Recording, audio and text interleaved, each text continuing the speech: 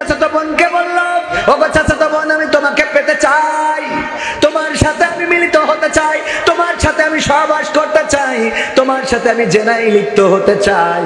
চাচাতো বোন বলল, আমি তোমার সাথে জেনায় লিপ্ত হব না, আমি তোমার সাথে মিলিত হব না, তোমার সাথে মিলিত হওয়া সম্ভব না। একদা ওই চাচাতো বোন বিপদে পড়ে গেল, টাকার অভাব দেখা দিল তাদের সংসারে। চাচাতো বোন এসে বলল, গো চাচাতো ভাই, যদি পারো একটু সহযোগিতা করো, বড্ড বিপদে পড়ে গেছি গো। আমি বললাম, সহযোগিতা করতে পারি, যদি আমার সেই প্রস্তাবে তুমি রাজি হয়ে যাও, তাহলে তোমাকে আজকে সহযোগিতা করতে পারি। চাচাতো বোন কোনো কুল কিনারা না দেখে বলল, আমি রাজি আছি।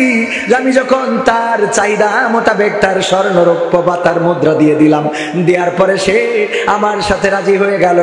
আমি তার সময়ে যখন আমাদের নির্ধারিত সময় একত্রিত হলাম, তার দুই উরুতের মাঝখানে যখন পৌঁছে গেলাম, চরম মুহূর্তে আমার চাচাতো বোন বলল, গো চাচাতো ভাই, এমন একটা গুনাহের কাজে তুমি লিপ্ত হয়ে যাচ্ছ, তুমি কি আল্লাহকে ভয় করো না? কেউ না দেখলেও আল্লাহ রাব্বুল আলামিন আমাদেরকে দেখছেন, যদি পারো আল্লাহর ভয়ে এই কাজটা থেকে বিরত থাকতে পারো। ওগো আমার আল্লাহ, এই মুসিবতের সময় তোমাকে বলছি, ওই চরম মুহূর্তে আমি আমার চাচাতো বোনের দুই উরুতের মাঝখান থেকে ফিরে এসেছি, তার সাথে মিলিত হয় নাই। যে পৃথিবীর কোনো মানুষ তো দেখে না, কিন্তু আল্লাহ তোমার চোখ তো ফাঁকি দিতে পারি না, তুমি তো দেখতেছো, এই জন্য তোমার, ও আল্লাহ, তোমার সন্তুষ্টির জন্য, তোমার ভয়ে ভীত হয়ে আমি আমার চাচাতো বোনের সাথে জেনায় লিপ্ত হই নাই। আল্লাহ, তুমি যদি চাও এই ভালো কাজের ওসিলায় তোমার সন্তুষ্টির জন্য যদি আমি ফিরে থেকে থাকি, তাহলে এই পাথরটা সরিয়ে দাও। বিসমিল্লাহ বলে তৃতীয় জন ধাক্কা দিয়েছে, আর পাথরটা সরে গিয়েছে। তিনটা যুবক ওই কূপ থেকে মুক্তি পেয়ে গেছে। সবাই জোরে জোরে বলেন সুবহানাল্লাহ। এটা ছিল ভালো কাজের ফসল। মুসিবতে পড়েছেন, বিপদে পড়েছেন, আল্লাহর কাছে ভালো কাজটা পেশ করেন। আজকের এই মাহফিলে যারা এসেছেন, বসেছেন, আল্লাহ রাব্বুল আলামিন চাইলে আজকের মাহফিলটা আপনার জীবনের গুনাহ ক্ষমা করে দিতে পারেন। এই মাহফিলটার ওসিলায় আপনার পিতামাতার কবরগুলো জান্নাতের বাগান বানিয়ে দিতে পারেন। এই মাহফিলের ওসিলায় দাদা কবরে ঘুমানো, ওই দাদার কবরের পাশে দাঁড়ানো হয় না, দাদার জন্য দোয়া করা হয় না, দাদার কাছে দাদার জন্য হাত তোলা হয় না।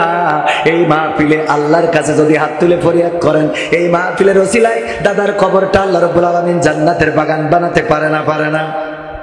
নাকি আল্লাহর সেই ক্ষমতা নাই? নাউযুবিল্লাহ, আছে না নাই? আল্লাহর সেই ক্ষমতা আছে। বদরের প্রান্তরে যেমন শক্তিশালী ছিলেন আমাদের মহান রব আল্লাহ রাব্বুল আলামিন, এখনো সেই রব আছেন। ওগো আমার ভাইরা, এই জন্য আমাদের সমস্ত কাজকর্ম কার জন্য হতে হবে? কার জন্যে?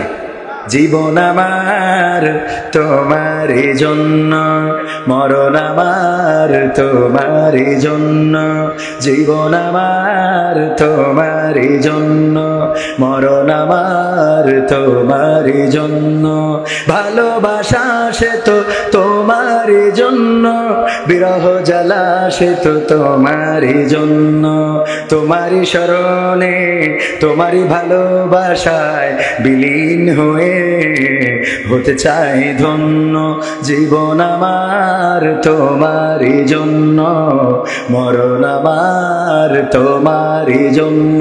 কার জন্য? কথা কয় না। এই কথা আমরা কুরবানির সময় বলি না? বলি না? যখন আমরা কুরবানি করি তখন আমরা কি বলি? কি বলি বলেন? ইন্না সলাতি ওয়া নুসুকি ওয়া মাহইয়ায়া ওয়া মামাতি লিল্লাহি রাব্বিল আলামিন। আমরা বলি, ও আল্লাহ, আমার নামাজ, আমার কুরবানি, আমার জীবন, আমার মরণ কার জন্য? বিশ্বের প্রতিপালক আল্লাহর জন্য। যেই জীবন আল্লাহর জন্য দিলাম, যেই নামাজ আল্লাহর জন্য, আমার কুরবানি আল্লাহর জন্য, কিন্তু আসলে কি আল্লাহর জন্য হয়? সামনে আসছে কুরবানির ঈদ।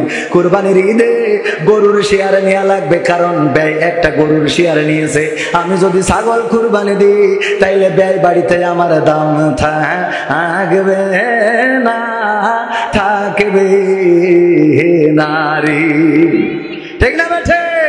আমি নেতা মানুষ, চেয়ারম্যান ইলেকশন করব, যদি একটা গরু কুরবানি না দিই, তাইলে আমার গ্রামের লোকজন, পাড়া প্রতিবেশীর লোকজন যখন জিজ্ঞেস করবে, এবার কুরবানিতে ছাগল না গরু, আমি যদি বলি কিছুই দিই নাই, তাইলে জনগণ ভোট দেবে না। সুতরাং সুদ করে হলো গরু কুরবানি দিয়া লাগবে। বলেন তাইলে কুরবানি কি আল্লাহর জন্য হইল নাকি?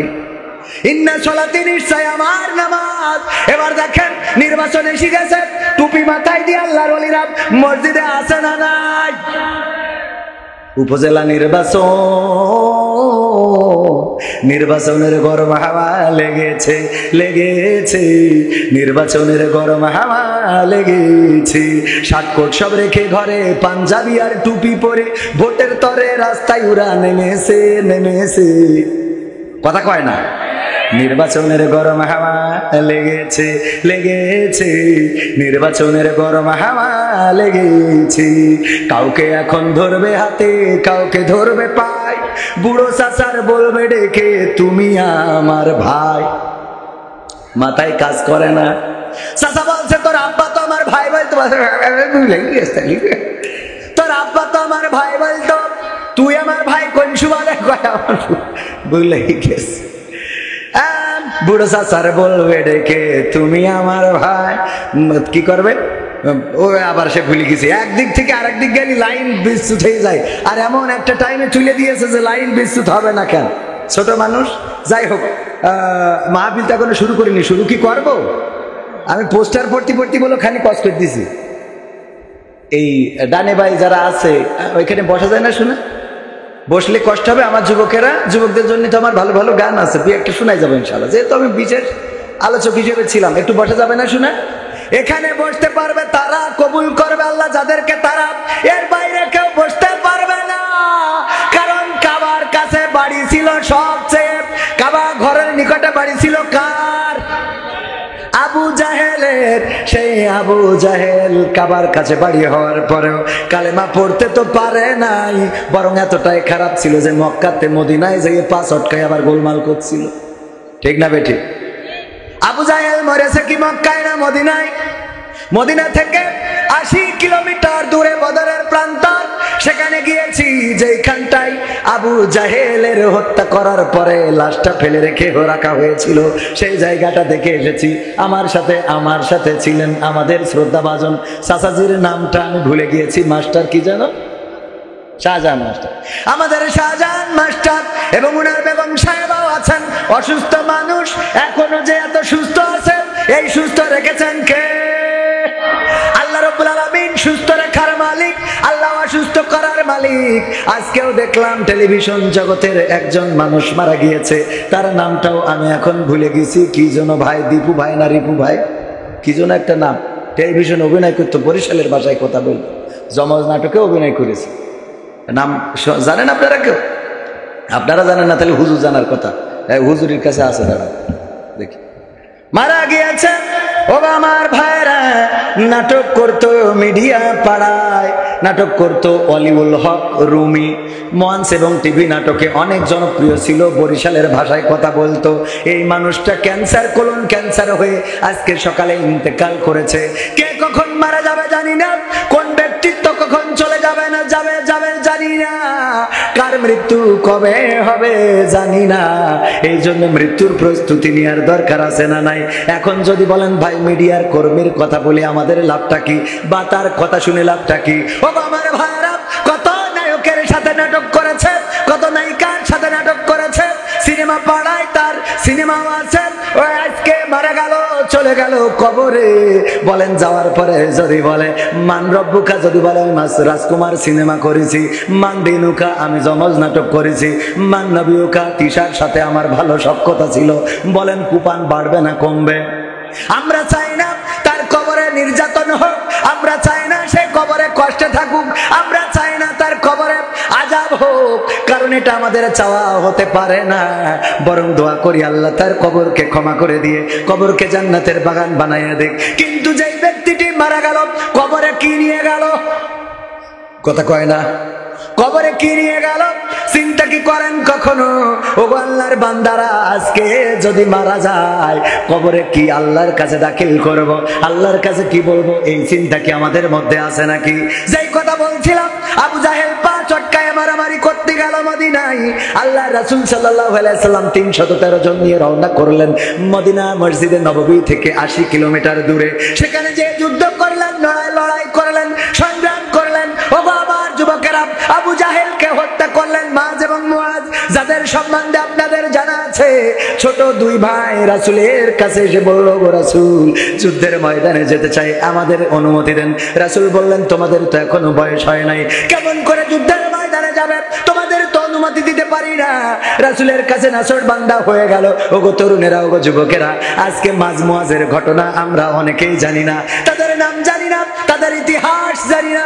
এই জন্য এখনকার যুবকেরা যুদ্ধের ময়দানে নয়, এখনকার তরুণেরা কিশোরেরা বলে, যদি বাইক না কিনে দেন তাইলে আমি আত্মহত্যা করব। ঠিক না বেঠে? পালসার গাড়ি এখন আর চলে না, এখন এফজেড কি 5 নাকি উঠেছে, আরে সর, এই জাতীয় গাড়িগুলো উঠেছে। যার পরে চড়লি মোটরসাইকেল মনে করে বাচ্চা, কোন শিশু বসেছে। কয়েকদিন আগেও দেখলাম কুষ্টিয়ার এক বাবার এক সন্তান, বাবা তাকে বিদেশে মার কাছে বাড়াবাড়ি করতেছে, মোটরসাইকেল কিনে দাও, তাই না হয় তা না হইলে আত্মহত্যা করবো। এমনকি আত্মহত্যা করার জন্য ফ্যানের সাথে দড়ি লাগায় ঝুলে পড়েছে, তারপরে উদ্ধার করেছে, সেই যাত্রায় বেঁচে গেছে। বাবার সাথে বলে বুঝাইয়ে সুজাইয়ে মোটরসাইকেল একটা কিনে দিয়েছে। এই মোটরসাইকেলে চাচাতো ভাড়ে নিয়ে এসেছিল। ওই কুষ্টিয়ায় একটা কনসার্ট হয়েছে ঈদের পরের দিন ওই কনসার্ট কুপাকুপি দেখার জন্য এসেছে। দেখে রাত্রি বাড়ি যাওয়ার সময় পাশে ছিল মেঘনি গাছ, অনেকেই তো ব্রিজও সাইড দেয়, মনে হয় মেঘনি গাছ সাইড দিতে গেছিল, দিয়ে মেঘনি গাছের সাথে কুপাই দিয়ে ও তো মরেছে সাথে চাচাতো ভাইরও নিয়ে মরেছে। এই যে দুইজন মারা গেল, এক বাবা আর এক সন্তান, আর কোন ছেলে নেই, মা ডাকার লোক নেই, বাবা ডাকার লোক নেই, নেটওয়ার্কের বাইরে চলে গেল। সাংবাদিকেরা জিজ্ঞাসা করলো যে এই ছেলেকে কেন মোটরসাইকেল কিনে দিয়েছেন? বলতেছে না কিনে দিলে ও ফ্যানের সাথে ঝুলে পড়িল, সেখান থেকে কোন রকম করে বাঁচাই আনিলাম, আরো কয়েকদিন বেঁচে, তারপর আজকে নেটওয়ার্কের বাইরে চলে গেল। কথা কি বোঝা গেছে? আজকে নেটওয়ার্কের বাইরে। আমার যুবকেরা এখন বাইক চাই, ফোন চাই, আইফোন লাগবে। কি ফোন? আইফোন লাগবে। আইফোন না হইলে ও তো বন্ধুদের মধ্যে ভাব মারতে পারে না, দোস্তদের মধ্যে যেই ভাব মারতে হবে, একটু সেলফি তুলতে হবে, 3টা ক্যামেরা ঠাস করে দেখাইতে হবে। হুজুরিরও আছে না নাই? হুজুর কেনে নাই, কাতারে গিয়েছিল অনুষ্ঠানে, কাতারে যাওয়ার পর ওখানকার বন্ধু বান্ধবেরা কিনে দিয়েছে, কারণ হুজুরকে যে টাকা দেয় তাতে আইফোন কি করে হবে গো রে। এখানে আইসি 4 আনা পয়সা এখনো দেই নাই।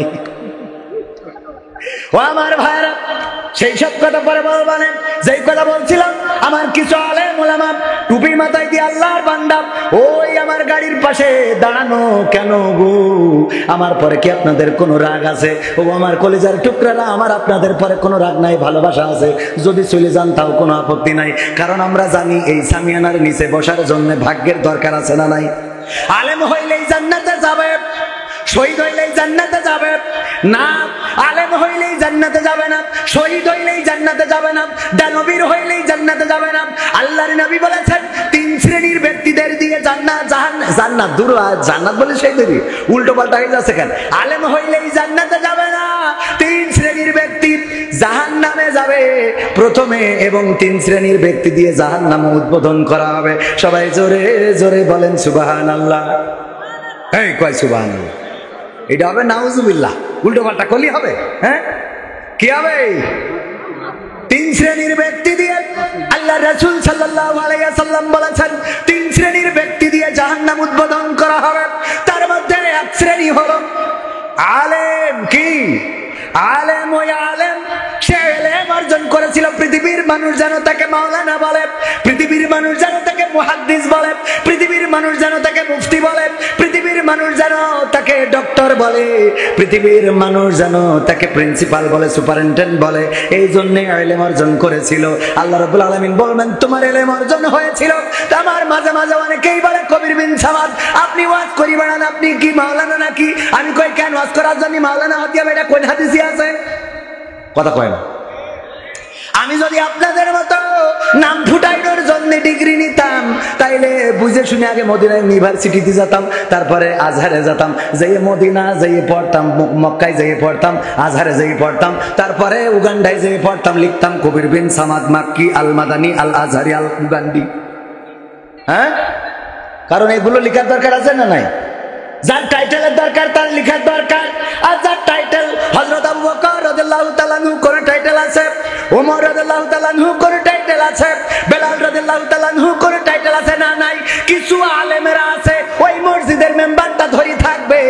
ইমামতি চলে যাওয়ার ভয়ে ধরে রাখে যে উনি হাফেজ না হইলে ওর পিছনে নামাজ হবে না, উনি মাওলানা না হইলে নামাজ হবে না।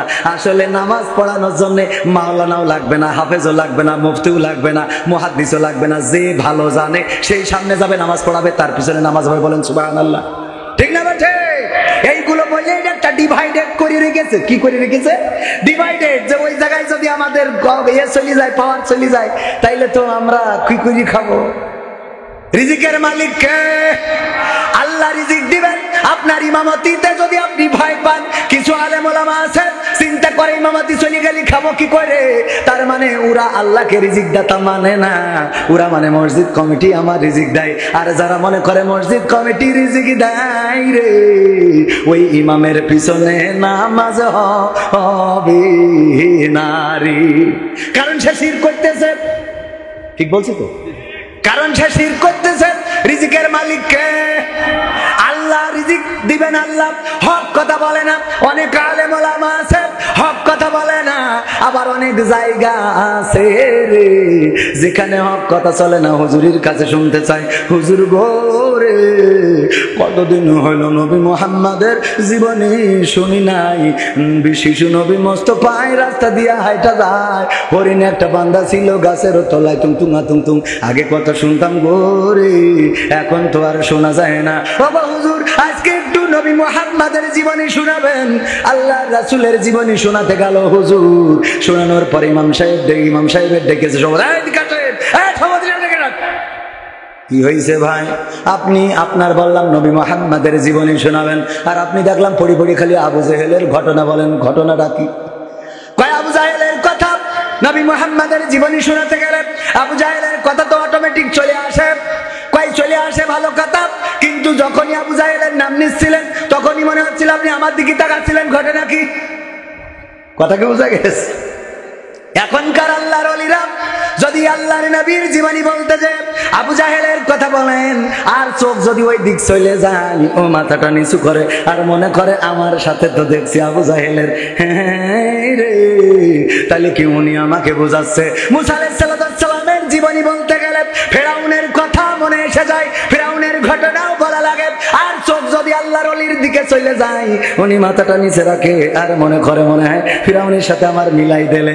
যদি ইব্রাহিম আলাইহিস সালামের কথা বলা হয়, তাইলে অমনি হুজুরের পরে ক্ষিপ্ত হয়ে যায় যে ফেরাউন নমরুদের কথা বলার কারণে, যে নমরুদের সাথে কি আমার মিল করে দিলে নাকি। আবার এখনকার সময় আলেম ওলামাদের কথা বলতে গেলে কিছু কিছু নাম চলে আসতে পারে না। কথা কয় না, পারে না। আমি যদি কোরআন হাদিস থেকে বলতে যাই আর আপনার সাথে যদি লেগে যায়, কিছু করার নাই। যেই লোকগুলোর ওখানে দাঁড়ানো ছিল বললাম আসতে, উল্টো চলে গেল। কেন চলে গেল? কারণ আমি আপনাদের বুঝাই দিই। এই যে আমার রেজাউল ভাই, শ্রদ্ধা ভাজন উস্তাদ জি স্যার বলে ডাকি, আমার স্যার, উনার বাড়িতে উনার বিবি মুরগি পুষেছে। মুরগিতে 10টা ডিম দিয়েছে, 5টা ডিম উনার আত্মীয় স্বজন মানে ব্যয় বা শ্বশুর শাশুড়ি এসেছিল, 5টা ডিম খাওয়াই দিয়েছে। তাহলে বাকি আছে কয়টা? 5টা ডিম। মুরগি যখন তাওয়া লাগা হয়েছে, বলতেছে খালি শুধু মাহফিল করি বেড়াও আর জামাত ইসলাম করি বেড়াও, তোমার দিয়ে কিছু হবে না। মুরগি যে তাওয়া লাগা হয়েছে, এই তুমি যদি পারো তাইলে আর 5টা ডিম অন্তত খুঁজে আনো। 5টা ডিম বসাইলে তো আমাদের লস হয়ে যাবে। 5টাতে যদি 3টে না ফোটে, তাইলে 2টা বাচ্চা নিয়ে ঘুরে বেড়াবে। তাড়াতাড়ি করে উনি গ্রামে খুঁজেছেন কার কি আছে না আছে, মুরগির ডিম আছে নাকি হাঁসের ডিম আছে, যে যা পারো দাও। একজনের কাছ থেকে 5টা হাঁসের ডিম পেয়েছে, মুরগির পেটের তলে বসাই দিয়েছে। 1 মাস পরে বাচ্চা ফুটবে না। 1 মাস পরে বাচ্চা উঠেছে। উঠার পরে মুরগি বলতেছে, বাবা আমার সন্তানেরা শোনো, তোমরা দয়া করে দূরে যাবা না, আমার কাছে থাকবা, পচা কাদা পানি মাখবা না, বৃষ্টিতে ভিজবা না। এখন কিন্তু কাল বৈশাখীর ঝড় হইতে পারে, যদি দূরে দূরে থাকো, যে কোনো সময় ঝড় শুরু হইলে বেকায়দায় পড়ে যাবা। দয়া করে আমার কাছে থাকো। মুরগির 5টা বাচ্চা মুরগির সাথে থাকে, কিন্তু ওই যে হাঁসের বাচ্চা যেই কয়টা পাড়াতে ডিম নিয়ে আইলো, ওই হাঁসের বাচ্চা 5টা যেই দিকে পানি ওই দিকে যায়। এই তোদের এত করে বলছি যে আমার কাছে থাক। উপরে ইসরাইল ঘুরে বেড়ায়, আছে না নাই? উপরে ইসরাইল আছে। ওই ইসরাইলের শকুনগুলো হলো ইসরাইলের সাথে তুলনা করলাম। ওরা ঘুরে বেড়ায়, যে কোনো সময় সবল মেরে নিয়ে যেতে পারে। আমার কাছে থাক, পচা কাদা পানিতে কেন যাস? যদি সর্দি লাগে ডাক্তার দেখানোর মতো পয়সা নাই। এখন ইবনে সিনায় গেলেও ঠিক মতো সিট পাওয়া যায় না, কারণ হাসপাতালের থেকে রুগী বেশি। ঠিক না বেঠি? রুগী বেশি, আর রুগী যদি বিদেশি হয় আর বিদেশির বউ যদি হয় তাইলে তো রোগের শেষ নেই। পরীক্ষা এইডা ওইডা ওর একেবারে পুরো এই মাথা চুল থেকে পান নখ পর্যন্ত পরীক্ষা করাই দেয়। আর ও তো কলা দেয়, স্বামী থাকে বিদেশে, কই আমি মনে হয় পাস পান না। স্বামী কয় না তোমার বাঁচতেই হবে, আমি যত টাকা লাগে আছি ডাক্তারের কাছে ফোন ধরাই দাও। ডাক্তার সাহেব আমার বউ একমাত্র বউ, 10টা না 5টা না একটা মাত্র বউ আমার। ডাক্তার টাকা যা লাগে আমার, ওষুধ যা লাগে আপনার। ডাক্তার বলে যে পাইছি রে, ওর রোগ থাকুক আর না থাকুক মোটামুটি পরীক্ষা করাইয়ে কুপান একটা টেনে দেয়। এরম আছে না নাই? আছে। ও আমার ভাইরা, মুরগি বলতেছে দেখ যদি সত্যি লাগে ডাক্তার দেখাবো কি করে, আমাদের তো এত টাকা নাই। আমার কাছাকাছি থাক, মুরগির বাচ্চা 5টা, যেই 5টা আসল ওইগুলো তো আছে, কিন্তু হাঁসের যে 5টা বাচ্চা ওরা তো কাছাকাছি থাকা দূরের কথা। টিউবওয়েলের কাছে যে পচা কাদা পানি ছিল ওর মধ্যে যাইয়েতে কিলিবিলি কিলিবিলি মনে করছে কালকে ঈদ হবে, ওরে গোসল করা করিয়েছে, কাদা পানি মেখে চিনার কায়দা নেই। মুরগি বলছে আমার পূজা শেষ, আমার পূজা হয়ে গেছে। ওরে হাঁসের বাচ্চারা, তোরা আমার জাতের না, আমার জন্মেরও না। তোদের যদি জন্মটা আমার হইতো, জন্মটা ঠিক হইতো, তাইলে তুই আমার পেটের তলে থাকতিস রে। এইভাবে কাদা পানি মাখতিস নে। এই পচা কাদা পানি মাখার কারণ বোঝা হয়ে গেছে, তোরাই আমার জাতের না রে। তেমনি ভাবে এই সামিয়ানার নিচেই যারা জাতের না, ওদের যেইভাবে বলেন ওরা আসবেও না থাকবেও না, কারণ ওরা ওই পচা কাদা পানি মাখবে, ওরা ওই জাতের না, ওরা আমাদের এই লাইনের না। কথা কি বোঝা গেছে? কোরআন পড়তে ভালো লাগে, কোরআন শুনতে ভালো লাগে, কোরআন জানতে ভালো লাগে, কোরআন মানতে ভালো লাগে। এরকম আছে না নাই? কোরআন পড়তেও ভাল লাগে, শুনতেও ভাল লাগে, কিন্তু মানতে ভালো লাগে। আছে না নাই? বাবা মারা গেলে কোরআন খতম, হুজুর চারিদিকে বসে কোরআন পড়ি আমার আব্বার বেড়তে থুই আসেন। হ্যাঁ, হাফেজে কোরআনদের দাওয়াত দেয়, হুজুর আসেন আমার বাবার চারপাশে বসে কোরআন পড়েন। মনে করে মরা মানসির পাশে কোরআন পড়লি ও মনে হয় বেড়তে দোতলায় থাকবে। আবার ওই ব্যক্তি যখন কোরআনের তরজমা করা হয় তখন বলে হুজুর সময়টা তো বড্ড খারাপ, আপনি তো ভাই সব জানেন, বুঝে শুনে কথা বলে ওয়াজের রীতি টানেন, উস্কানি ফুসকানি মূলক বলবেন না কোনো কথা, এই মঞ্চে রাজনীতি ভাই করবেন না অযথা। আমরাও ভাই কোরআন জানি মানি মোটামুটি, ঝামেলাতে থাকি মাঝে মাঝে নিয়ে ভোটা ভুটি। মক্তবেতে শিখেছিলাম আলিফ বা তা সা, কোরআন হাদিস মোটেও জানি না এমন কিন্তু না, তাই রাজনীতি চলবে না ও হুজুর, রাজনীতি চলবে না, তাই রাজনীতি চলবে না ও ভাই, রাজনীতি চলবে। ওই দেখেন যে কটা উঠলো সব জুব্বা পরা, ওরা সব দেখেন ওদের সিনের মধ্যে কোরআন আছে, কিন্তু ওরা মানবে না, যাই বলেন মানবে না, কারণ শয়তানের বাক্স ওদের মধ্যে বেশি। খেয়াল করে দেখবেন, আমি যা বলবো যদি মিলাই নিতে না পারেন পরে বলবেন। কেউ হাফেজ হচ্ছে ইমামতি করে খাওয়ার জন্য, কেউ হুজুর হচ্ছে চাই তুলে খাওয়ার জন্য, কেউ ডাই তুলে খাওয়ার জন্য, ওদের ইসলামের জন্য পাবেন। দেখবেন যে বক্তার নামের শেষে আছে জিহাদি, যে জিহাদ করে তা জিহাদি বলে না মুজাহিদ বলে? কয় জিহাদ, জিহাদি। যে জিহাদ করে সে মুজাহিদ হবে, যে শহীদ হয় সে শহীদ, যে গাজী থাকে সে গাজী। আর যে জিহাদ করে একে আমরা এক বাক্যে তাদেরকে কি বলা হয়? মুজাহিদ। যে জিহাদ করে সে মুজাহিদ, আল্লাহর পথে। একজন মুজাহিদ কখনো বসে থাকে না, কি এটা বলে নাই যে একজন জিহাদি কখনো বসে থাকে না? উনি জিহাদি কোথায়? কবির বিন সামাদ জিহাদি কোথায়? স্টেজে টাকা দেয় নিয়েছে, পেট ভরি ছাগলের গোড় গরুর গোড়তে খাওয়াইছে, এখানে এসে জিহাদ করি বাড়িতে ঘুমাই রয়েছে বসে, উনি জিহাদি। কথা কয় না। এই নামের শেষে যদি কবির বিন সামাদের নামের শেষে কোনোদিন জিহাদি লাগাই, বুঝে নেবেন ভণ্ডামি। কথা মনে থাকবে, বুঝে নেবেন ভণ্ডামি। কোনে জিহাদ করেছি আমি? শাপলা চত্বরে রক্ত ঝরেছে, কবির বিন সামাদকে বলা যায় নাই, কোরআনের হাফেজেরা শহীদ হয়েছে, আল্লাহর নবীর মাদ্রাসার ছাত্ররা শহীদ হয়েছে, কবির বিন সামাদ সাহাবাকে পাওয়া যায় নাই। কাদিয়ানীরা খাতমে নবুয়তের পরে আঘাত করেছে, তাদের বিরুদ্ধে মিছিলে কবির বিন সামাদকে পাওয়া যায় নাই। কোরআনের জন্য সংগ্রামে কবির বিন সামাদকে পাওয়া যায় নাই। নাস্তিকদের বিরুদ্ধে লড়াইয়ে রাজপথে কবির বিন সামাদকে পাওয়া যায় নাই। ওয়াসমান সে যখন দাওয়াত করে 50,000 টাকা অগ্রিম বুঝে দিয়ে খাওয়ায় পড়ায় এনেছে, এখানে এসে বড় বড় কথা বলে কবির বিন সামাদ জিহাদি। ভণ্ডামি করার জায়গা খুঁজি পাও না, কথা কয় না। বিশাল জিহাদি। তুমি জিহাদি কেমন বাগাছড়ায় এসো, বাগাছড়ায় এসে রাজপথে একটু কথা বলো দেখি। এইগুলো নামের শেষে এক এক টাইটেল, নামের আগে টাইটেল, কোনো টাইটেল লাগবে না, কোনো টাইটেলের দরকার নেই। কারণ আমার আল্লাহ বলছেন ওয়ামান আহসানু কওলাম মিম্মান দাআ ইলাল্লাহ ওয়া আমিলা সালিহা ওয়া ক্বালা ইন্নানি মিনাল মুসলিমিন। তার কথার চেয়ে উত্তম কথা কারো হতে পারে না যে নিজে সৎ কাজ করে, ভালো কাজ করে, অপরকে ভালো কাজের জন্য আহ্বান করে, আর মুখে ঘোষণা করে আমি একজন মুসলমান। আমার যুবকেরা, কে ভার্সিটিতে পড়েছো, কে কলেজে পড়েছো, কে ইউনিভার্সিটিতে পড়েছো, এটা দেখার বিষয় নাই। কে কোথায় পড়েছো নাকি পড়ো নাই, এটা দেখার বিষয় নাই। আল্লাহর কোরআন জেনে, রাসূলের হাদিস মেনে আল্লাহর পথে থাকতে পারাটাই তোমার জন্য গর্বের বিষয়, ঠিক না বেটা? আজকে ডিভাইডেড করা হয়, ও কোন মাদ্রাসার ছাত্র, এখানে কথা বলবে, ঠিক না বেটে? কোথা থেকে পড়ে এসেছে, ওকে দিয়ে খেলা হবে না। কেন হবে না? আল্লাহ রাব্বুল আলামিন দায়িত্ব দিয়েছেন।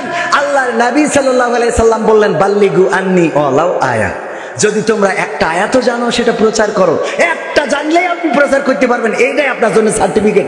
মাপটেল পাস দিতে হবে, ডক্টরেট করে আসতে হবে, আজহারে পড়তে হবে, মাদানিতে পড়তে হবে, মাক্কি পড়তে হবে, কি আপনার ওই হাফেজে কোরআন শেষ করতে হবে, এইটা না। আপনার ডিগ্রি হলো রাসূল বলছে বাল্লিগু আন্নি ওয়ালাউ আয়া। মনে থাকবে যুবকেরা? তাহলে কালকে থেকে সৎ কাজ করা যাবে তো? কথা কয় না যাবে? কারা কারা রাজি হাত উঁচু করেন।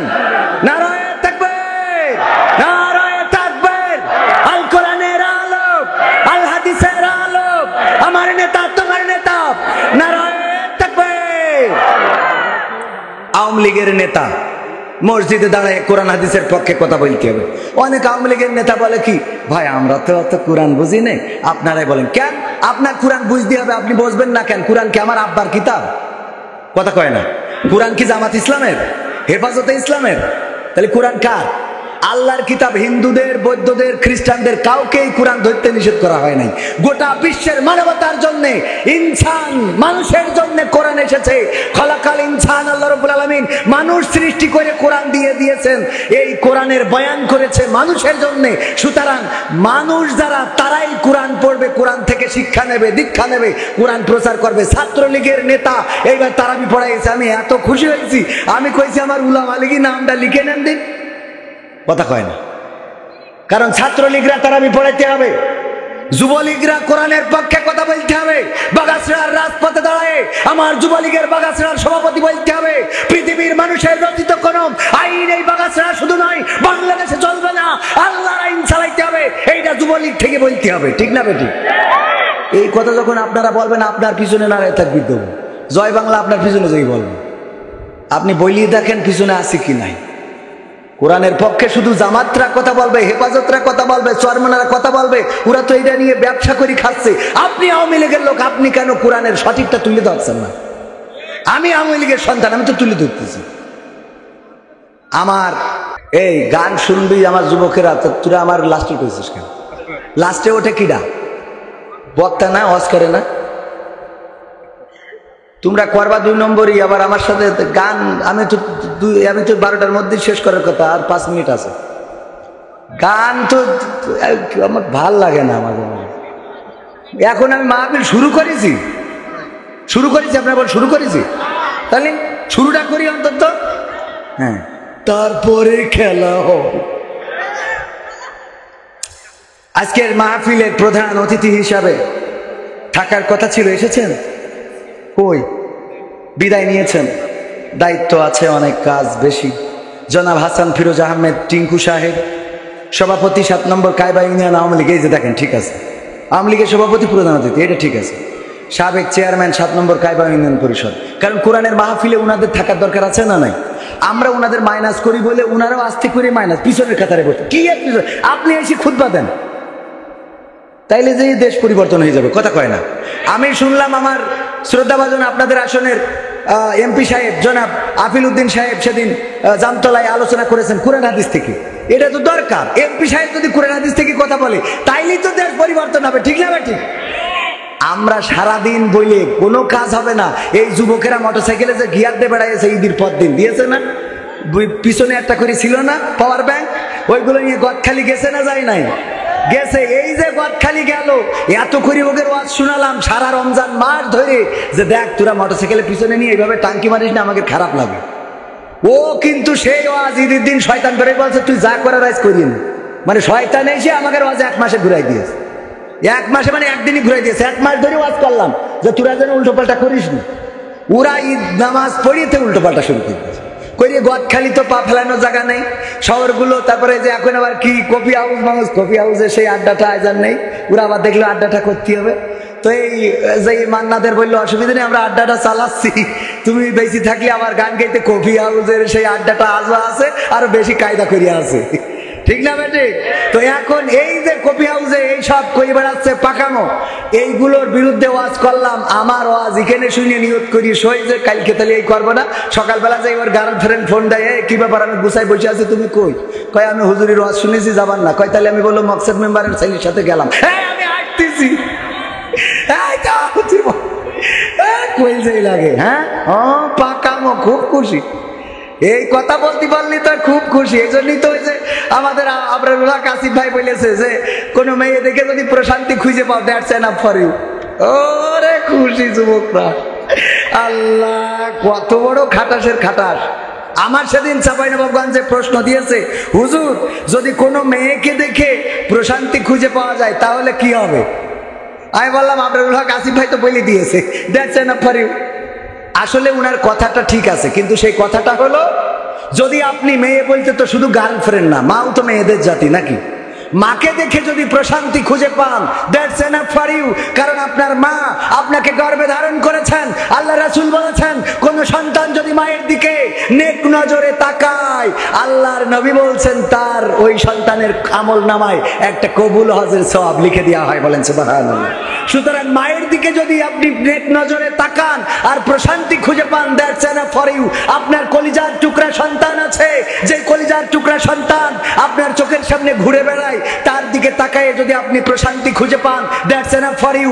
আপনার বউ একজন মেয়ে, আপনার স্ত্রী একজন মেয়ে, আপনার স্ত্রীর দিকে তাকিয়ে যদি আপনি প্রশান্তি খুঁজে পান, দ্যাটস এনাফ ফর ইউ। এ জাতীয় আরো যে নারীদের সাথে বিবাহ হারাম দেখে করা যায় যাচ্ছে, ফুপু খালা, তাদের দিকে তাকিয়ে যদি আপনি প্রশান্তি খুঁজে পান, আত্মিক প্রশান্তি, তাহলে দ্যাটস এনাফ ফর ইউ। আপনি গার্লফ্রেন্ডদের দিকে তাকিয়ে যদি প্রশান্তি খুঁজে পান, তাইলে এইটা আপনার এনাফ না, এটা হলো আপনার জাহান্নামে যাওয়ার কারণ। বলেন ঠিক কিনা? কারণ ওইদিকে তাকানো যাবে না, তাকানো যাবে না। আবার কিছু ওলিয়া উলিয়া বলতেছে যে আপনারা চাইলে গার্লফ্রেন্ড থেকে উপহার নিতে পারবেন, কারণ নিয়েছেন রাসূল সাল্লাল্লাহু আলাইহি সাল্লাম। বলেন নাউজুবিল্লাহ। এটা কি মানার মতো কথা? রাসূলের নামে মিথ্যাচার ভাইরাল হওয়ার জন্য নানান পথ অ্যাপ্লাই করতেছে।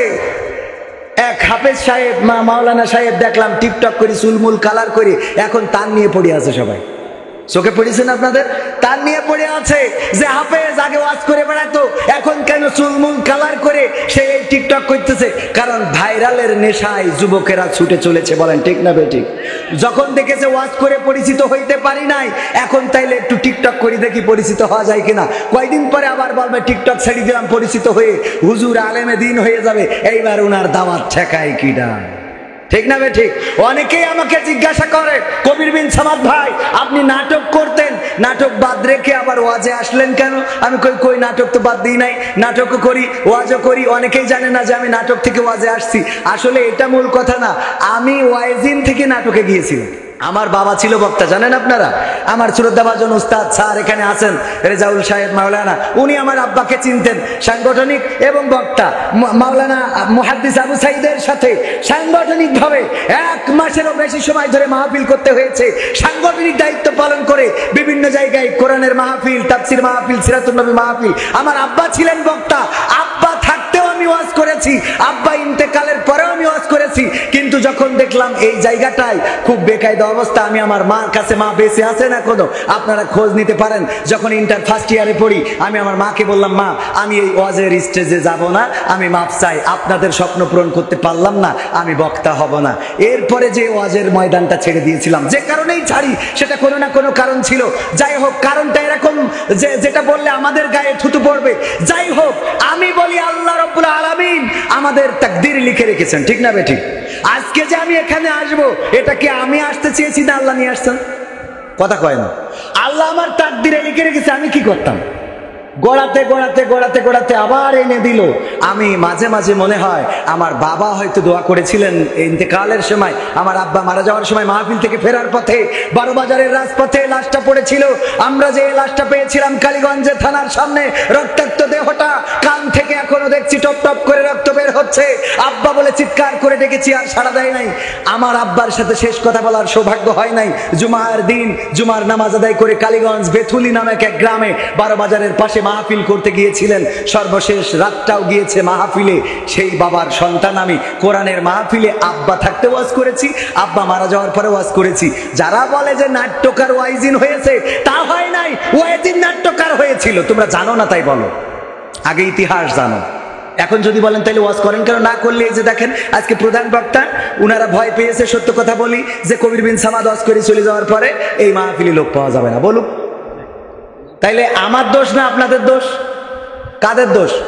আমার দোষ না আপনাদের দোষ? তাহলে আপনারা চলে যাবেন যদি আমি লাস্টে না করি, আমার দোষ দেবেন আমি কেন আজের স্টেজে? তাহলে আমি কি এই দায়ী? কথা কয় না, আমি কি এর জন্য দায়ী? আমি তো দায়ী না। আসেন কিছু মাহফিলটা শুরু করিনি, তারপর কটা গান শোনাই দুমদাম করে চলে যাবো ইনশাআল্লাহ। আজকের মাহফিলের আলোচক ছিলেন প্রধান বক্তা মুফাসসিরে কোরআন হযরত মাওলানা আব্দুল গফফার খুলনা, অত্যন্ত চমৎকার হৃদয়ের এবং চমৎকার একজন আলোচক। বিশেষ বক্তা ছিলেন হাফেজ মোহাম্মদ শরীফুল ইসলাম সাহেব, হাফেজ আখতারুজ্জামান সাহেব আলোচনা করেছেন। আরো বিশেষ অতিথি জনাব মোহাম্মদ আখতারুজ্জামান। আমার ডানে বামে আরো শ্রদ্ধাভাজন ব্যক্তিবর্গ আছেন, আমার সামনে অনেকেই আছেন যাদের জুতা যদি সোজা করে দিতে পারতাম নিজেকে ধন্য মনে করতাম। আমার আশেপাশে দাঁড়ানো যুবকেরা, মাইকের আওয়াজ যারা শুনছেন, আনুষ্ঠানিকভাবে সালাম জানাচ্ছি, আসসালামু আলাইকুম রাহমাতুল্লাহ। আমরা আল্লাহর শুকরিয়া আদায় করছি যে মহান রব সকল ব্যস্ততাকে উপেক্ষা করে আজকে এই মাহফিলে আসার বসার তৌফিক দান করেছেন। সবাই জোরে সোরে বলছি আলহামদুলিল্লাহ। ভূমিকায় কিছু কথা বলতে হয়, তার মধ্যে একটা কথা না বললে হবে না, সেটা হলো আপনারা ইতিমধ্যে শুনে থাকতে পারেন ফরিদপুরের মধুখালীতে একটা মন্দিরে আগুন লাগাকে কেন্দ্র করে সেখানে কনস্ট্রাকশনের কাজ করছিল।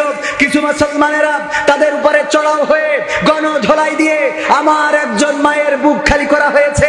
এক মায়ের সহোদর, দুই সন্তান, দুই সহোদর ভাইকে হত্যা করা হয়েছে। খবর আপনারা শুনেছেন নাকি শোনেন নাই? এই হত্যা হওয়ার পরে বাংলাদেশের চেতনাবাজ, বাংলাদেশের সাংবাদিক, বাংলাদেশের মিডিয়া, আন্তর্জাতিক বিশ্বের মিডিয়া, বাংলা অন্য দেশের চেতনাবাজেরা, মানবতার পক্ষে যারা কথা বলে, যারা হিউম্যানিটির কথা বলে, যারা মানবতার পক্ষের ধোয়া তুলে বিভিন্ন সময় আলেম ওলামাদের বিরুদ্ধে কথা বলে, দুইজন মুসলমানদেরকে পিটিয়ে পিটিয়ে হত্যা করা হলো। এখন পর্যন্ত কোন সচেতনতা, কোন সচেতন কর্মীদের, ওই মানবতার কর্মীদের বক্তব্য পাওয়া যায় নাই, বলেন ঠিক কিনা? অথচ একজন নারীকে একজন পুলিশ অফিসার শুধুমাত্র পর্দা করে নাই, বা রোজার মাসে একটা ধাক্কা লেগেছিল কোন একটা কারণে, ওই নারীকে বলেছিলেন আপনার বোরখা পরেন নাই কেন, এর জন্য সেই পুলিশ অফিসারের চাকরি গেছে না যায় নাই? কথা কয় না, গেছে না যায় নাই? এই দেশে হিন্দু, বৌদ্ধ, খ্রিস্টান, মুসলমান সৌহার্দ্য নিয়ে বসবাস করতে চায়, সম্প্রীতি নিয়ে বসবাস করতে চায়।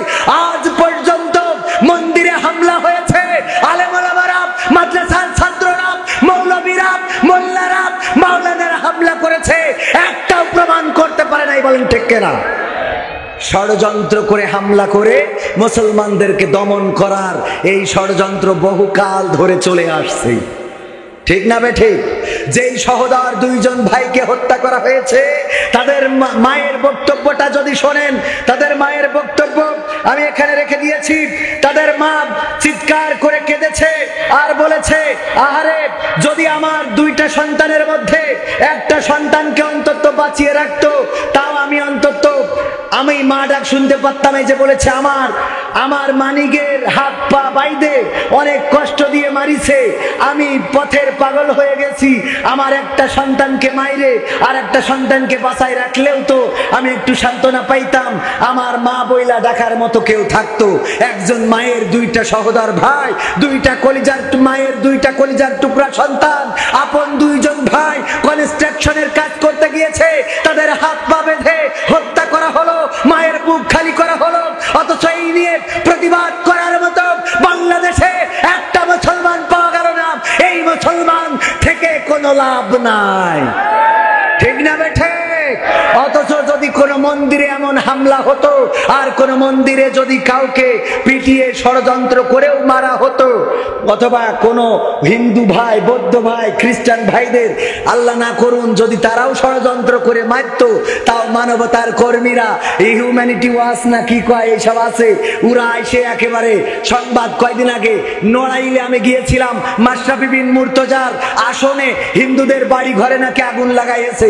যে শুনলাম আগুন লাগাইছে কি একটু ঝামেলা হয়েছে, বাকিটা নিজেরাই করিস কইরে পুড়াইয়ে একেবারে গণমাধ্যম, সংবাদ মাধ্যম সবকিছু এতটাই হাইলাইট করা হলো যে ওই জায়গায় যেন মুসলমানেরা এত খারাপ কাজ করেছে।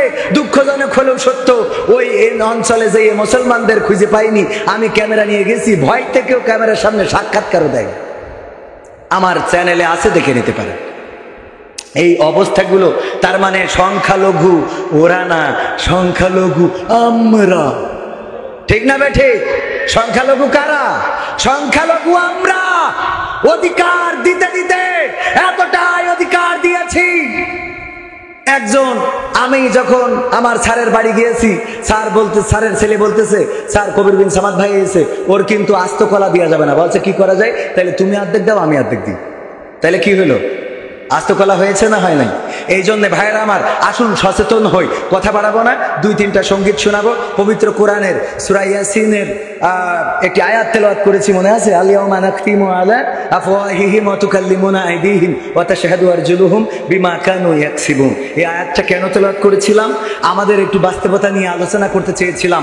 আল্লাহ রাব্বুল আলামিন বলছেন পরকালের ময়দানে মানুষের মুখে আঠা লাগিয়ে দেবে, হাত আল্লাহর সাথে কথা বলবে, পা কৃতকর্মের সাক্ষ্য দেবে। কি কি সাক্ষ্য দেবে এই বিষয়ে সবিস্তার আলোচনা করতে চেয়েছিলাম, কিন্তু দুঃখিত যে সময় খুব দ্রুত চলে যাচ্ছে, কথা বাড়াবো না, কিছু সঙ্গীত শোনাবো। এর আগে তিনজনের কথা বলছিলাম যাদেরকে দিয়ে জাহান্নাম উদ্বোধন করা হবে। তার মধ্যে এক শ্রেণীর কথা বলেছি, তারা কারা?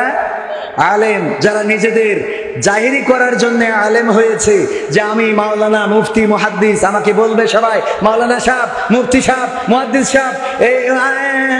এই যে এই সাহেব হওয়ার জন্য যারা হয়েছে, এরা এক নম্বর। দুই নম্বর শহীদ, যে শহীদ হয়েছে, যে মানুষ বলবে সে কত বড় বীর যোদ্ধা ছিল, জীবন দিয়েছে, শহীদ হয়েছে সুখ্যাতির জন্য, তার নামের আগে এখন শহীদ লেখা হয়, তাকে দিয়ে জাহান্নাম উদ্বোধন করা হবে। তিন নম্বর হলো দানবীর। কি? দানবীর। দান করেছে এই জন্যে যে মানুষ বলবে কবির বিন সামাদ দানবীর, দানবীর, জিন্দাবাদ জিন্দাবাদ। যেখানে যাই কবির বিন সামাদের মতো দানবীর হয় না। টাকা দেয় হাজার হাজার, আমাদের মাঝে এসে পৌঁছে গিয়েছেন দানবীর হযরত মাওলানা রেজাউল করিম সাহেব। নারে তাকবীর। হ্যাঁ, এই দানবীর দিয়ে কি হবে? জাহান্নাম উদ্বোধন করা হবে। মনে থাকবে? তিন শ্রেণীর মানুষ। এই লৌকিকতা থেকে আল্লাহ আমাদের হেফাজত করুন, বলেন আমিন। কোরআন পড়তে ভালো লাগে, কোরআন শুনতে ভালো লাগে, কোরআন জানতে ভালো লাগে, কোরআন মানতে ভালো লাগে না। নামাজেতে পড়লে কোরআন মনটা শীতল হয়, কারির তেলাওয়াত শুনিলে প্রাণ জুড়িয়ে যায়, ঠিক না বেঠে? নামাজেতে পড়লে কোরআন মনটা শীতল হয়, কারির তেলাওয়াত শুনিলে প্রাণ জুড়িয়ে যায়, সেই কোরআনের ব্যাখ্যা দিলে কলিজাতে আগুন জ্বলে। কথা কয় না ভাই? কষ্ট হচ্ছে? একটু আওয়াজ দেওয়া যাবে না? সেই কোরআনের ব্যাখ্যা দিলে কলিজাতে আগুন জ্বলে, বিরোধিতাও চলে কেন তা জানি না। কোরআন পড়তে ভালো লাগে, কোরআন শুনতে ভালো লাগে, কোরআন জানতে ভালো লাগে, কোরআন মানতে ভালো লাগে। কোরআন পড়ে অনেক লোকে শুরু করে দিন, তারা আবার চাই না দেশে কোরআনের আইন। আছে না নাই? কোরআন পড়ে কত লোকে শুরু করে দিন, তারা আবার চাই না দেশে কোরআনের আইন। এটা যে কেমন নীতি, তাই তো এ দুর্গতি করেছে মোদের ক্ষতি, কেন তা বুঝি না। কোরআন পড়তে ভালো লাগে, কোরআন শুনতে ভালো লাগে, কোরআন জানতে ভালো লাগে, কোরআন মানতে ভালো লাগে।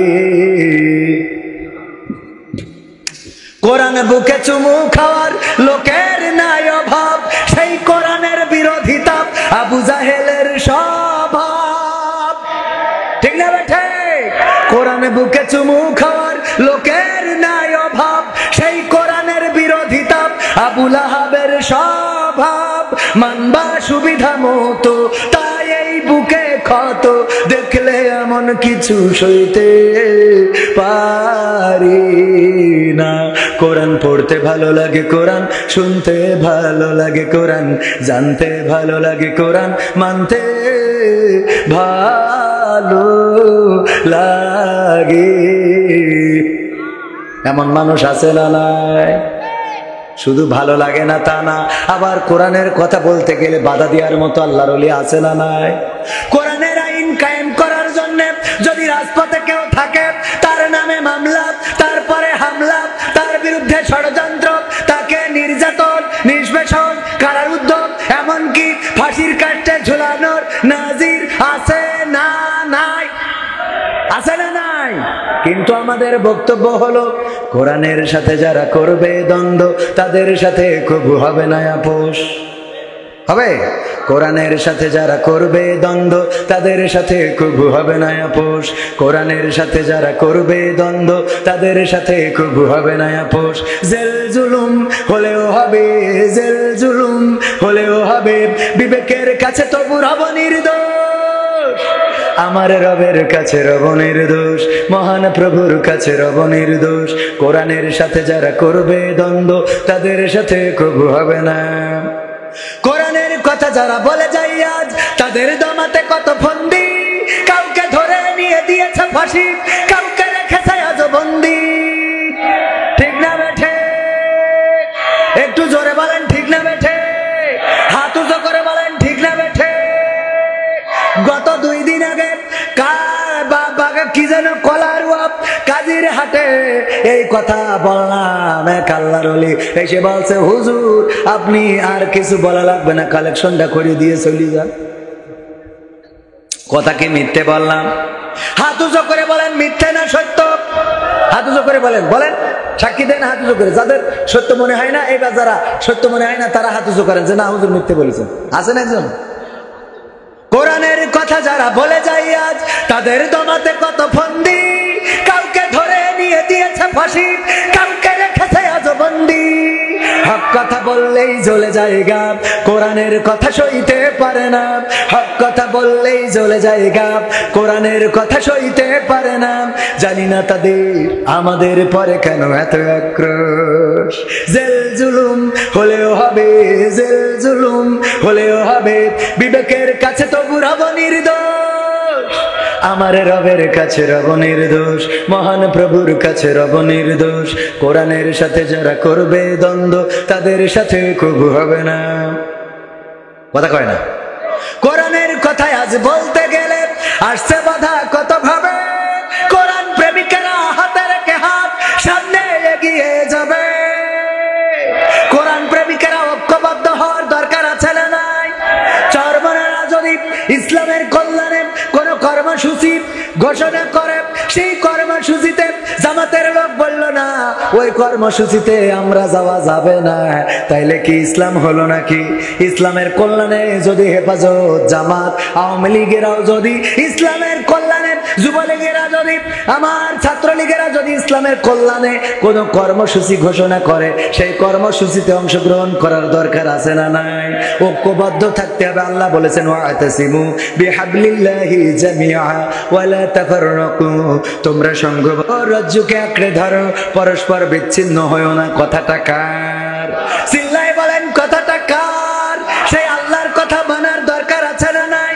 তাইলে আমরা কি টুপি নিয়ে বিভেদ করব, দাড়ি নিয়ে বিভেদ করব, পাঞ্জাবি নিয়ে বিভেদ করব, শার্ট প্যান্ট এইগুলো নিয়ে বিভেদ করতে করতে আমার দেশে তর্ক বিতর্ক হাসছে। ওই জালি হাসান ওসামা ভাই, ওই যে তোয়াইলে না পাগড়ি সামনে দেয়, ওইটা কোন হাদিসে পেয়েছে আমি জানি না। অনেকেই সবাই পিছনে দেয় আর উনি সামনে দেয়। ওই আল্লাহর ওলির কাছে কলরব খারাপ, মুহিব খান খারাপ, সাইদি খারাপ, আজহারি খারাপ, আব্বাসি খারাপ, তারপরে চরমনার শিল্পীরা খারাপ, জামাতের শিল্পীরা খারাপ, এমনকি মওদুদি আল্লামা রাহিমাহুল্লাহ খারাপ, আবুল কালাম আজাদ বাশার হাফিজাহুল্লাহ খারাপ, সব খারাপ। ওই একজন ভালো। কয়েকদিন আগে বিরাদার রাহুলের সাথে ঈদের পরে তর্ক বাজাইছে 8 রাকাত না 20 রাকাত। এই 8 আর 20 নিয়ে তর্ক হয়, আর ওইদিকে মন্দিরে হামলাকে কেন্দ্র করে মুসলমানদেরকে মেরে পাঠায় ফেলে, নেটওয়ার্কের বাইরে পাঠায় দেয়। এইটা নিয়ে কথা বলার মতো আলেম পাওয়া যায় না। তার মানে এই আলেমগুলো আসলে আলেম না, এইগুলো পেট পূজারি ভণ্ড। ঠিক না বেঠে? মসজিদে তর্ক করতেছে 8 রাকাত না 20 রাকাত, আর এদিকে পিটায়ে তক্তা বানাই ফেলছে। কথা কয় না?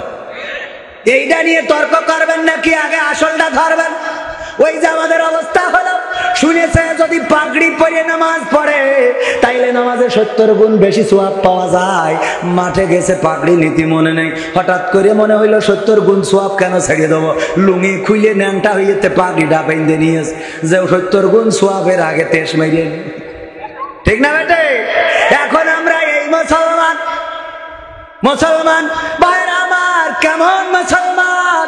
কয়েকদিন আগে বাঁকড়ায় আলোচনা করলাম, হঠাৎ করে কমিটি ফোন করে বলছে হুজুর আপনি তো বিশেষ বক্তা, প্রধান বক্তা যিনি, উনার সাথে একজন হিন্দু আসবে মুসলমান হওয়ার জন্য, এখানে এসে মুসলমান হবে। আমি বললাম হিন্দু কি আপনাদের এলাকার? বলছে না, ওই হুজুরির সাথে ওই দিক থেকে আসবে। আমি বললাম এইগুলো হইলো আসলে হিন্দু না, ওরা হইলো মুসলমান। কিছু মুসলমান আছে মানুষের সিম্প্যাথি নিয়ে ব্যবসা করে, এসে বলে আমার এই হুজুরির ওয়াজ শুনে খুব ভালো লেগেছে, আমি ওর হাতে কালেমা পড়ে মুসলমান হইতে চাই। আর মিডিয়া তো থাকে, হুজুরও বগল বাজায়। আমি কত বড় সাইদি হয়ে গেছি যে আমার ওয়াজ শুনে এখন মুসলমান হয়, এই জন্য সাথে করে বক্তা নিয়ে আসবে। আমি বললাম আমিও রাজি, তবে এলাকার যদি হয় তাইলে স্টেজে মুসলমান করা উচিত, কারণ এলাকার মানুষ জানুক। আর যদি দূরের হয় তাইলে মাদ্রাসায় অথবা এমন কোন জায়গায় মুসলমান করলে হয়ে যায় যে মানুষ জানার এত দরকার নাই। আর স্টেজে যদি তার খুব শখ হয় মুসলমান হইতে, তাইলে আমার কথা হলো হুজুর কালেমা পড়াবে আর আমি নুনু কেটে দেবো। সুন্নাত, হ্যাঁ? কারণ আমি বিশেষ বক্তা।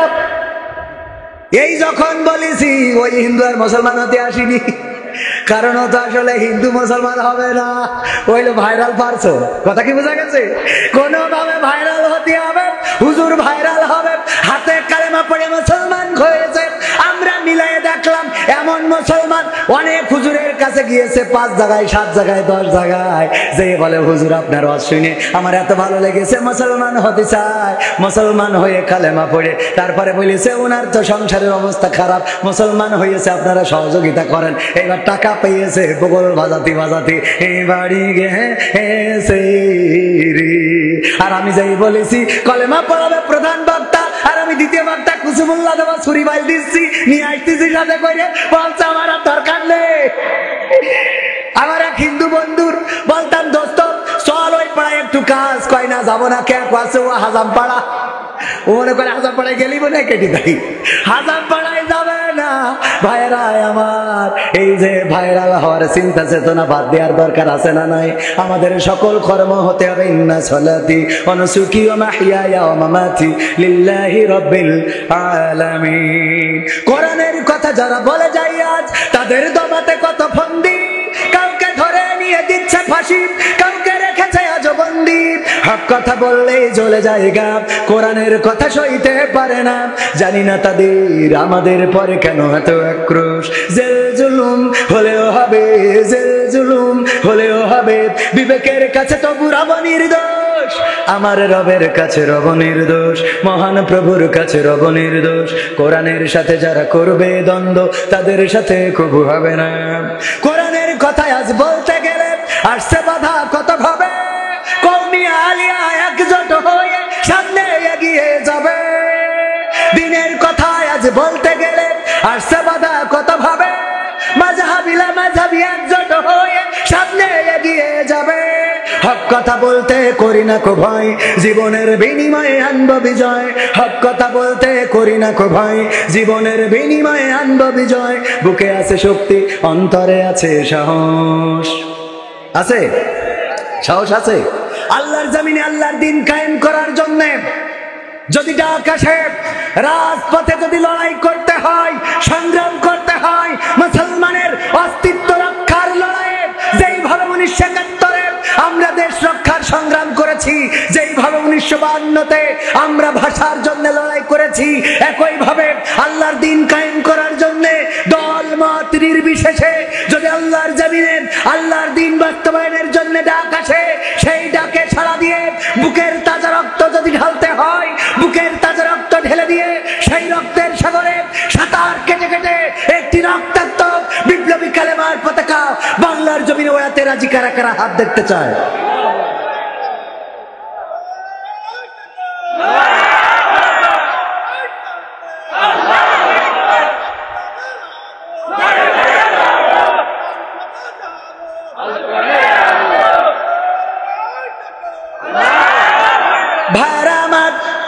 সর্বশেষ একেবারে শেষ প্রান্তে, কিন্তু যুবকদের জন্য এটা গান না গাইতে হবে না।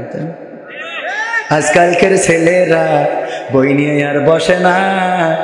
এই গানের মধ্যে মহিলাদের রসটাও হয়ে যাবেন।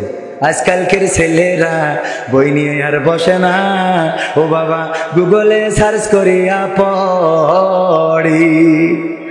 এই দুজন উঠছেন কেন? কে হয়েছে আপনাদের দুজনের? আমি শেষ করে দিলি তো আরো ভালো, আমার সুবিধে। শেষ করে দেবো? এমনি তো আপনারা এই কটা লোক, তারপরে যদি ওঠেন তো খারাপ লাগে না। আজকালকের ছেলেরা বই নিয়ে আর বসে না, ও বাবা গুগলে সার্চ করিয়া পড়ে। ওরে কালের মেয়েরা কোরআন হাদিস ধরে না, আমার বাগাছের মা বোনেরা কোরআন এখন পড়ে না।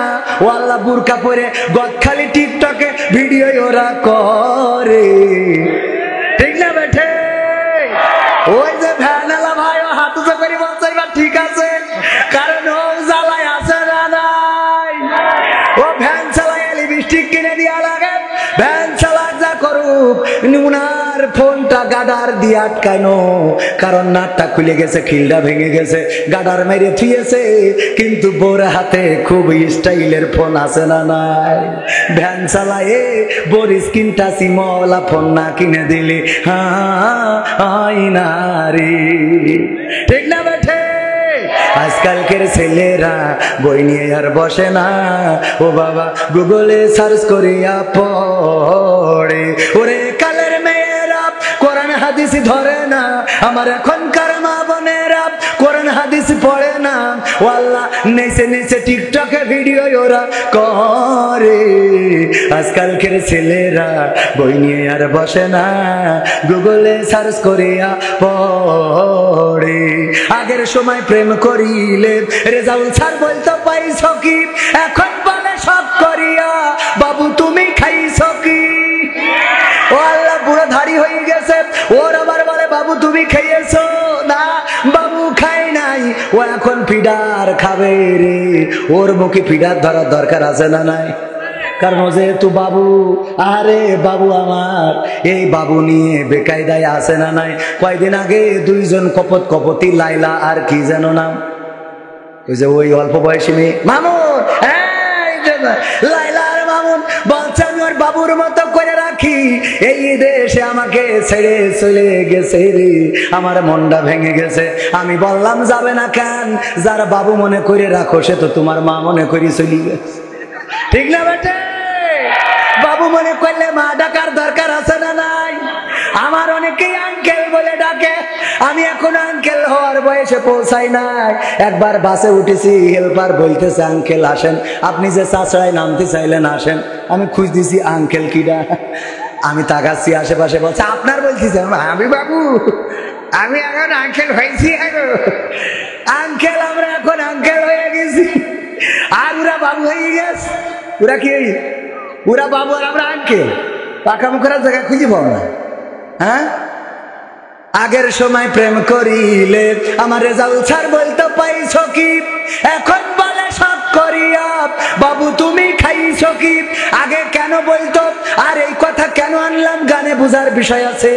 আগের সময় চিঠি লিখেছে কারোর কাছে দেওয়ার জন্য, যে মনির খান বলেছে চিঠি লিখেছে বউ আমার ভাঙ্গা ভাঙ্গা হাতে, ওই চিঠি যে লিখে দিল, ওই চিঠি দিয়েছে ভাইজির কাছে, ভাইজি নিয়ে যা তোর ফুবুর কাছে দিবি। ও ফুবুর কাছে না দিয়ে ফুবুর মার কাছে দিয়েছে। ফুবুর মার কাছে যখন চিঠিটা ধরা খেয়েছে, তখন আমার রেজাউল স্যার এই গ্রাম ছেড়ে বাগাছা ছেড়ে ঢাকা গার্মেন্টসে চলে গেছে। ঠিক না ভাই? ঠিক। আগের সময় চিঠি ধরা খালু, এলাকা ছেড়ে দিতে যে মানুষ যাচ্ছে। আর এখন কি আর চিঠি যদি শোনে অমুক মকসেদ মিয়ার ছেলে হ্যাঁ হ্যাঁ করিয়ে দিয়েছে, তারপরে ও গর্ব করি বলে করেছি তা কি করবো, আমি এখন বিয়ে করতে পারবো না। কথা কয় না, ওই এলাকা ছাড়ে ছাড়ে। আবার গর্ব করি এই হয়ে যাওয়ার পরে ও গর্ব করি কাউন্সিলে যে বিচার দাবি করে যে আমার ধর্ষণ করি পাকামো কোথাকার, তুই তো ওর ধর্ষণ করি ছেড়ে দিয়েছিস। ও তো ছেলে ভালো ছিল, ও তো জীবনে খারাপ কাজ করে দেখিনি, গরমটা তো তুই বানাইছিস। কথা কয় না, ঠিক না বে? ঠিক। তুমি মোটরসাইকেলের পিছনে বসে ঘেঁষাঘেঁষি করবা আর বলবা আমার ধর্ষণ করি, যে পাকামো করার জায়গা খুঁজে পাও না। মামলা তো তোর নামে হতে হবে যে তুই ওর কাছ থেকে এ নিয়ে তুই এ হয়েছিস কেন। কথা কয় না, কথা সত্য না মিথ্যে? যুবকরা এই কথা মাথায় রাখতে। আমার বন্ধু বলছে যে গদখালি, আমি বলছি কি দোস্ত পিছনে কিটা ভাবি নাকি, পাগল এখন বিয়ে করার বয়সে তাহলে কিটা বলছে বা গান ফেলেন, বলছে যে মুখটা খুলে একটু ভাই দেখাও দিন, ভাই হুজুর মানুষ দেখি চয়েস করে কিনা। বলছে তুমি জানো না আমি খাস পর্দা করালো। ও রে খাস, আর একজনের হাতে হ্যাঁ হ্যাঁ হ্যাঁ করতে করতে গদখালি উনি খাস পর্দা করতে। এ দুঃখ কনে থবো, এই জন্য মাঝে মাঝে মনে হয় তোরা থাক আমি চলে যাই। আজকাল আগের সময় প্রেম করিলে রেজাউল স্যার বলতো পাইছো কি, এখন বলে সব করি। এই দেখেন, শুধু মনে করি না যে পুরুষ উঠে যায়, ওই দেখেন মহিলারাও চলে যাচ্ছে রাগ করে। ও তো জায়গা বলতে চলে এসেছে, ও আজাবাগের গাড়ের উপরে রে, মহিলারা যাবে না কেন? অভিনেতা ওগের মতো একটাও নেই, প্রেম করেছে ছেলের সাথে, প্রেম করার পরে মা সব জানে। যখন বাড়িতে আনে মা ওই ম্যাগি রান্না করি খাওয়ায়, ডিম সেদ্ধ করি খাওয়ায়, আব্বা আব্বা ডাকে, এই আব্বার সাথে পাঠাই দিলে, দেওয়ার পরে আবার কাঁদতেছে। বলো পাঠাই দিয়েছে ওই যে ওর সাথে দিয়ে আবার কান্না করতে, ও আল্লাহ আমারে কি হলো রে, আমার মেয়ে আজকে কি করলো গো, ও আল্লাহ আল্লাহ পাঠাইলো, আবার ও কাঁদে। এবার যে রেজাউল স্যার বাড়ি আসে, মানে ওনার মেয়ের ধরেন পাঠাইছে ম্যাডাম, পাঠানোর পরে স্যার যখন বাড়ি আসে, কি জন্মটা তুই চাও, কি জন্মটা তুই চাও, বুকি চুরি গালি দিয়ে চলে গেছে, তুমি কি চাও, তোমার ঘর আমি করবো না। পাঠাই দিয়ে তো রাগ দেখাচ্ছে স্যারের সাথে। কথা কয় না, সত্য না মিথ্যে? অভিনেতা সব সোজা করে দেবো, মনে কাছে হুজুর জানে না। হ্যাঁ, হুজুর কি মঙ্গল গ্রহতেই এসে, হুজুর এগুলো দেখে না? মেয়ে গদখালি যাচ্ছে, কক্সবাজারে যাচ্ছে, তুমি জানো না? না পাকামো পাইছাও তুমি। আজকে শুক্রবার, কোচিং বন্ধ, তোমার মেয়ে গেছে বোরকাপুরি কোচিং করতে, বই নিয়ে যায়নি, তুমি জানো না? পাকামো পাইছাও তুমি। তুমি পরে বলো আমি কিছুই জানি না, আল্লাহ কি হইয়ে, আল্লাহ কি হইয়ে পাকামো। আগের সময় প্রেম করিলে অনেকেই বলতো পাইছো কি, এখন বলে সব করিয়া বাবু তুমি খাইছো কি। লজ্জা শরম নাই, আইলাম কোন জামানাই, লজ্জা শরম নাই, আইলাম কোন জামানাই, ভবিষ্যৎ দেখি অন্ধকারে। আজকালকের ছেলেরা বই নিয়ে আর বসে না, ও বাবা গুগলে সার্চ করিয়া পড়ে, নতুন করে হয়েছে চালু এ আবার কন্টেন্ট, পরিচয় করাই দেখি এই আমার গার্লফ্রেন্ড আছে না। হয়েছে চালু, এ আবার কোন ট্রেন্ড, পরিচয় করাই দেখি এই আমার বয়ফ্রেন্ড। শরমের মাথা খাইয়া গেছে ওরা পাগল হইয়া, শরমের মাথা খাইয়া গেছে সব পাগল হইয়া, ভবিষ্যৎ দেখি অন্ধকারে। আজকালকের ছেলেরা বই নিয়ে আর বসে না, ও বাবা গুগলে সার্চ করিয়া পড়ে। ঠিক না বেঠি? এই সমাজটা পরিবর্তনের দরকার আছে না নাই? পরিবর্তন যদি করতে হয় কোরআনের পক্ষে থাকার দরকার আছে না নাই? কোরআনের পক্ষে মৃত্যুকাল থাকতে রাজি কিডা কিডা? সবাই রাজি, সবাই রাজি। আল্লাহ রাব্বুল আলামিন বললেন, তুমিনুনা বিল্লাহি ওয়া রাসূলিহি ওয়া তুজাহিদুনা ফি সাবিলিল্লাহি বিআমওয়ালিকুম ওয়া আনফুসিকুম যালিকুম খায়রুল লাকুম ইন কুনতুম তা'লামুন। আল্লাহর দ্বীনের জন্য, আল্লাহর পথে জাহান্নাম থেকে বাঁচার জন্য আল্লাহর প্রতি ঈমান আনতে হবে, ঈমান আনতে হবে রাসূলের প্রতি। আল্লাহর জমিনে আল্লাহর দ্বীন প্রতিষ্ঠিত করার জন্য প্রচেষ্টা করতে হবে, জিহাদ করতে হবে, সংগ্রাম করতে হবে। কি দিয়ে? বিআমওয়ালিকুম, মাল দিয়ে এবং জান দিয়ে। আমরা জান দিতে রাজি কিন্তু মাল দিতে রাজি না, এমন মানুষ আছে না নাই? আমরা জান দিতে চাই কিন্তু মাল দিতে চাই না। জান দেবেন কিরা কিরা? হাত উঁচু করেন। যদি কোরআনের জন্য জীবন লাগে দেবেন, কোরআনের জন্য রক্ত লাগে দেবেন, হাত নামান। এরপরে হাত উঁচু করেন যদি মাল লাগে দেবেন। বিআমওয়ালিকুম, মাল লাগলেও দেবো, আমও তুলেছি। এইবার এবার একটু তোলেন, আল্লাহ দেখুন, আল্লাহ একটু টানটানি করেন। করেছেন? করেছেন? বাম হাত নামান, ডান হাত মুঠো করেন, ছাড়েন, মুঠো করেন, ছাড়েন, মুঠো করেন, ছাড়েন না, মুঠো করেন। হাতের ব্যায়াম হয়ে গেল, ছাড়েন না। এইবার ডাইরেক্ট পকেটে ঢুকান, ঢুকান, ঢুকান, ঢুকান। নিজের ডাই না, পরের ডাই ঢুকায়েন না। আবার নিজের ডাই ঢুকান, পরের ডাই না। আপনার পকেটে যা আছে তাড়াতাড়ি করে প্যাকেটের মধ্যে দিয়ে দেন। ক্যামেরাম্যান, আমার পকেটে তো সাইডে নাও নেই, তাড়াতাড়ি করে 500 টাকা দাও। কোরআনের জন্য ওয়াজ করব, রক্ত দেব, জীবন দেব, কিন্তু টাকা দেব না। তাইলে তো কোরআনের প্রেম হইল না। কবির বিন সামাদ 500 টাকা করলো দান। আল্লাহ বাড়িয়ে দাও, সম্মান নে, খায়াত দিয়ে দাও। আমার স্ত্রী সন্তানদের কবুল করে নাও। বলেন আমি। মা বোনদের মধ্যেও যান, আমার মা বোনেরাও কেউ মাহরুম হবেন না। আপনাদের তো কষ্ট করে ইনকাম করতে হয় না। কাপড় কাচলি টাকা পাওয়া যায় না, যায় না। কাপড় কাচলি টাকা আমেন মাটিতে তৈরি রে তুই মা। বিশিষ্ট ব্যবসায়ী আমিরুল ইসলাম মিলন 2 বস্তা সিমেন্ট। বিশিষ্ট ব্যবসায়ী আমিরুল ইসলাম বেলালি মিলন 2 বস্তা সিমেন্ট করলো দান। আল্লাহ বাড়িয়ে দাও, সম্মান নেখায়াত দিয়ে দাও। আর কোন আল্লাহর বান্দা আছেন নাকি সিমেন্ট দেবেন? আমার ভাইয়েরা কেউ উঠবেন না, মুনাজাত না নিয়ে কেউ যাবেন না। আমি ছোট মানুষ, বারবার বলেছিলাম আমার ফার্স্টে দিয়ে দেবেন, দিলেন তো লাস্ট আর একজন কিরা 1000। 20 ব্যবসায়ী, 20 ব্যবসায়ী, 20 ব্যবসায়ী, 20 ব্যবসায়ী, 20 ব্যবসায়ী আব্দুর রহিম 1000 টাকা আল্লাহ করলো দান। মাশাআল্লাহ, নারায়ে তাকবীর। নাম কি? নয়ন চৌধুরী। আমার মাঝে মাঝে মনে হয় দ্বিতীয় বক্তা স্টেজে রাখেন কি করতে?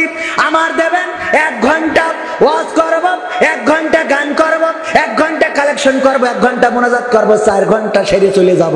দ্বিতীয় বক্তার প্রধান বক্তার একসাথে টাকাগুলো দিয়ে দেবেন, নিয়ে বাড়ি যাবো। ঠিক না বে ঠিক? সব আমার দেখ করাবেন। 10,000 টাকা নয়ন চৌধুরী। আল্লাহ দানকে কবুল করো। আর আমার লেখা বই বেসিক নলেজ অফ ইসলাম আপনারা এখান থেকে সংগ্রহ করবেন। বইগুলো নিলে উপকৃত হবেন।